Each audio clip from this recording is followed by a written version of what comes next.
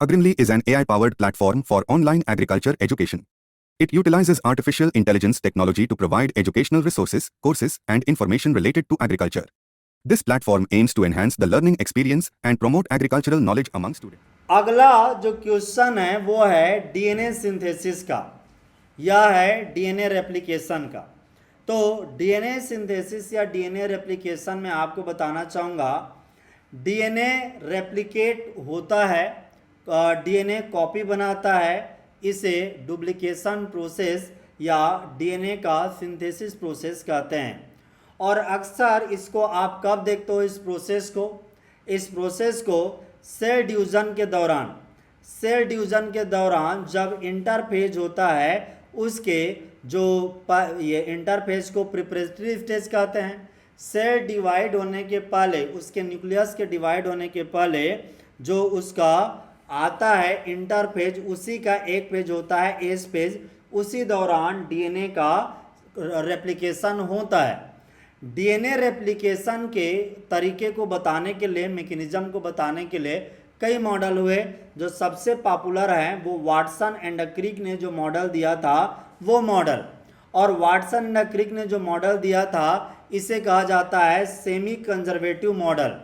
Semi conservative model का मतलब होता है आधा उसका हिस्सा बना रहता है, और डीएनए का कॉपी होना 2 सेल बनने के लिए ज़रूरी है और कई सारे सेल बनने के लिए ज़रूरी है, क्योंकि डीएनए हैं वो हूबहू जस्ट डबल हो जाएंगे, कॉपी बनाएंगे तो फिर आगे क्या होगा और उधर पे सेल बनेगा, ये याद रखना।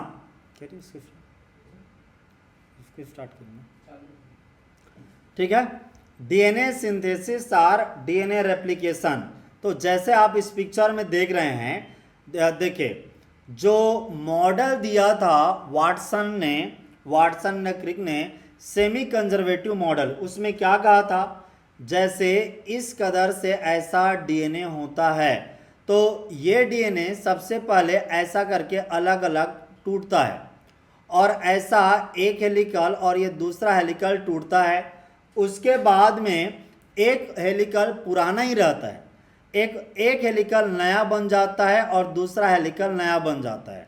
फिर उसको ऐसा लगता है कि यहाँ से लेकर के यहाँ तक एक नया डीएनए बन गया और यहाँ से लेकर के यहाँ तक नया डीएनए बन गया, तो इसे कहते हैं semi conservative model. DNA replication का सेमी कंजर्वेटिव मॉडल होता है, उसमें आधा हिस्सा, अब इसी को ही देख लीजिए, इसमें कैसे आप देखिए कि आधा ऑलरेडी है और आधा नया बन रहा है, तो जो नया बनेगा उसे आप क्या कहोगे, नया डीएनए कहोगे, न्यू डीएनए कहोगे। तो न्यू डीएनए बनने में डीएनए सिंथेसिस में वाटसन का सेमी कंजर्वेटिव मॉडल सबसे ज़्यादा चलता है, आपको ये जानना चाहिए। अब वाटसन एंड क्रिक ने सेमी कंजर्वेटिव डीएनए रेप्लिकेशन का कॉन्सेप्ट दिया, जिसमें उन्होंने क्या क्या कहा। सबसे पहले इस डीएनए का, इस डीएनए का आपको बता दूं मैं, एक पट्टी है, एक हेलिकल, और ये जो दूसरा हेलिकल है ये टूटता है। और कैसे टूटता है, एक एंजाइम की वजह से। इस एंजाइम को फोर्क कहते हैं। ये हेलिकेज एंजाइम होता है जो एक तरह का चीरने का काम करता है, जैसे मांस को चीरते हैं या किसी चीज़ को फाड़ते हैं ना, ऐसे डीएनए के जो 2 हेलिकल होते हैं उनको सेपरेट करने का काम कौन करता है, ये हेलिकेज करता है, हेलिकेज एंजाइम। अब दूसरी बात यह है कि इस जगह में, ये जगह में अगला यहाँ पे टेम्पलेट बनना चालू होते हैं, ये डीएनए का छोटे छोटे टेम्पलेट बनते हैं। यहाँ पे डीएनए एंजाइम होता है, डीएनए पॉलीमरेज एंजाइम कहते हैं। यहाँ पे डीएनए पॉलीमरेज एंजाइम की वजह से नया टेम्पलेट बनते हैं इन जगहों में, और बनने के बाद में उन दोनों को और फिक्स करने का काम करता है लाइगेज एंजाइम।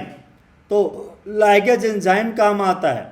एक बात और है कि जब ये वाला पहला वाला भुजा है ये पहले बनता है, तो जो पहला बनता है उसे लीडिंग स्ट्रैंड कहते हैं, और ये वाला भुजा का जो दूसरा पार्ट बनता है वो धीरे धीरे बनता है, बाद में बनता है, इसे पिछड़ा हुआ भुजा या लैगिंग स्ट्रैंड कहते हैं।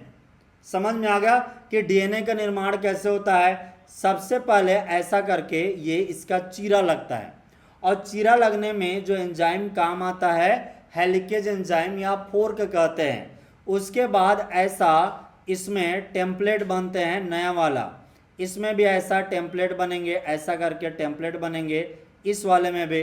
तो टेम्पलेट बनने में जो एंजाइम काम आता है डीएनए पॉलीमरेज एंजाइम, और जब ये जुड़ जाता है बन जाता है तो आपस में इनको जोड़ने का काम करने वाला एंजाइम होता है लाइगेज एंजाइम।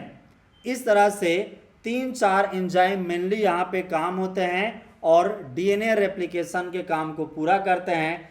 कुछ समय के बाद में इतना वाला एक डीएनए बन गया और इतना वाला एक कंप्लीट डीएनए बन गया। जो पहले बनता है उसे लीडिंग स्ट्रैंड कहते हैं, जो बाद में बनता है उसे लैगिंग स्ट्रैंड कहते हैं।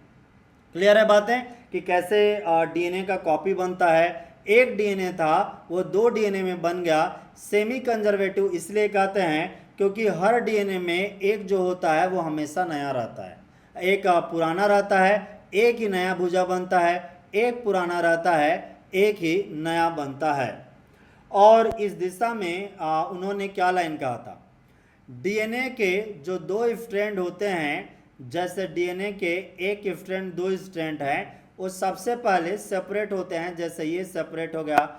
उसके बाद दोनों टेम्पलेट की तरह काम करते हैं और इसके ऊपर में कंप्लीट एक नया स्ट्रैंड यहाँ पे बनेगा और कंप्लीट एक नया स्ट्रैंड यहाँ पे बनेगा। इस तरह से डीएनए रेप्लिकेशन होता है। IS is offering you agriculture optional classes for your IS, IFOS, state PCS exams.